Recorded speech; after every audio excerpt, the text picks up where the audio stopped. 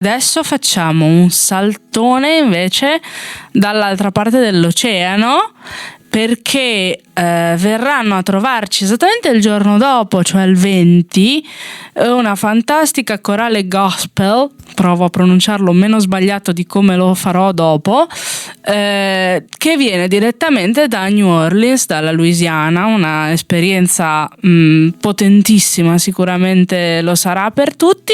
Abbiamo cercato di farcelo raccontare da uno dei protagonisti, ovviamente in inglese, per cui sperando che abbiate pietà del mio inglese, lui ha cercato di essere il più possibile comprensibile per tutti, quindi adesso vi facciamo ascoltare lo scambio che abbiamo avuto e poi provo a tradurre quello che ci ha detto, perché è molto importante. Nice to meet you. It's great to be to have a so important and international guest. So okay. I want to ask you how important is to make the gospel tradition alive also in Europe, also in Italy? For us, it's more important in Europe than in the United States. Yeah, sure. Because Europe seems to, we've been performing in Europe since 1990.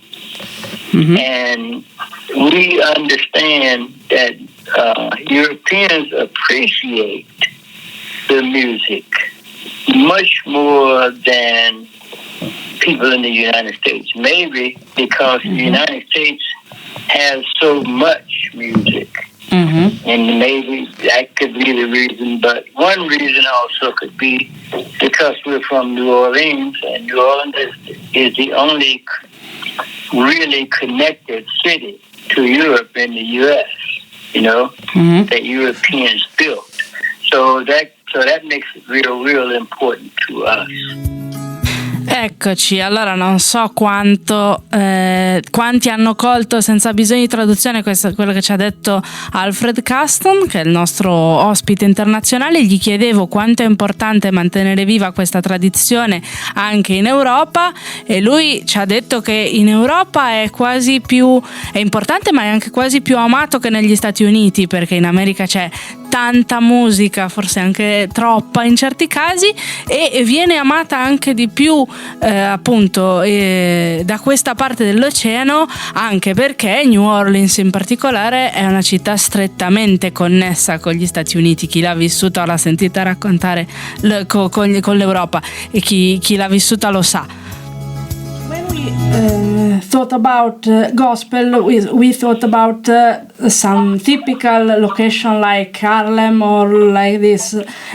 What is the typical, if there is typical feeling about New Orleans and Louisiana, and what is the typical way to feel and to perform the gospels?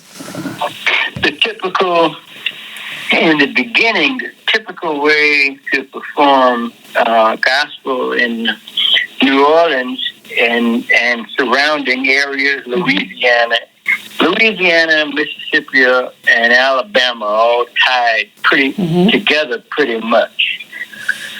And in the beginning, gospel was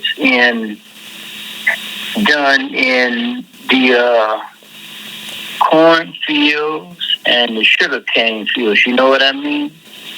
Mm-hmm. And corn, because the slaves did not have adequate place, a church even, so they would perform gospel music in the sugarcane fields, and eventually the church began to grow, and blacks were able to have music and to have a church. And so in the beginning, the very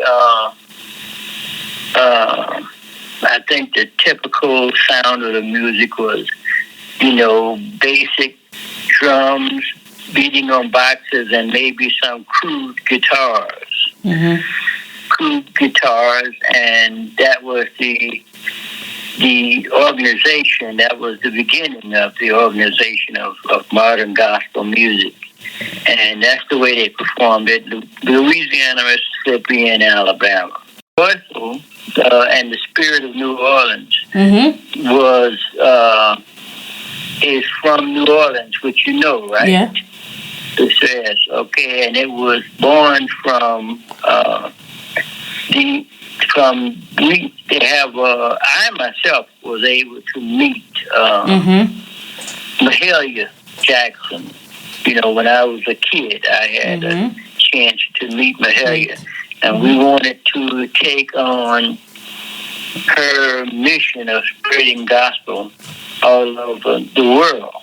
And so we have taken on that job to spread gospel all over the world, from the world's greatest gospel singer as Mahalia Jackson. So that's been our mission.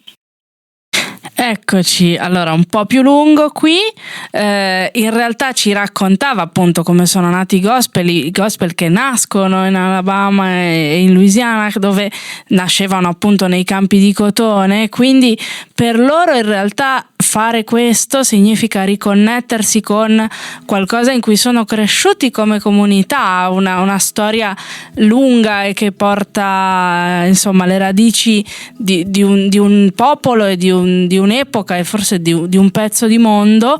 E infatti ci raccontava di questo incontro con questo importantissimo musicista che ha in qualche modo fatto del gospel una cosa per tutti, un'esperienza che ha travalicato i confini, e ci diceva è rimasto fuori perché c'erano un po' di montaggi, ma in realtà quello che arrivava a volerci dire è questo, che fare gospel e quindi viverlo e ascoltarlo non è soltanto una maniera di cantare, ma un modo di vivere, e quindi è questo modo di vivere che vivremo insieme il 20 al Teatro Giuditta Pasta grazie a New Orleans Gospel Choir, per cui ci vediamo a teatro.